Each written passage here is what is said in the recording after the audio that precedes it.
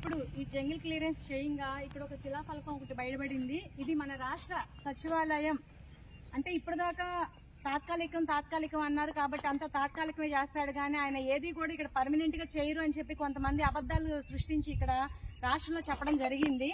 కానీ ఇక్కడ శాశ్వత సచివాలయంకి ఇక్కడ శంకుస్థాపన చేసి శిలాఫలకాన్ని రూపొందించారు. అప్పుడున్నటువంటి ముఖ్యమంత్రి వర్లైనటువంటి చంద్రబాబు నాయుడు గారి చేతుల మీదుగా చాలా మంది ఇక్కడ గౌరవ అతిథులుగా వచ్చి ఈవెన్ అక్కడ ఉప ముఖ్యమంత్రి అయినటువంటి కేఈ కృష్ణారెడ్డి గారు కానివ్వండి, అలాగే నక్కా ఆనంద్ బాబు గారు, ఎన్ చినరాజప్ప, ఇలా వీరంతా కూడా ఇక్కడ గౌరవ అతిథులుగా వచ్చి ఇక్కడ శంకుస్థాపన మహోత్సవం చేసి ఇక్కడ శిలాఫలకాన్ని రూపొందించారు. ఎప్పటికైనా ఇక్కడ శాశ్వత సచివాలయాన్ని రూపొందించాలని చెప్పి వారి ప్రయత్నం.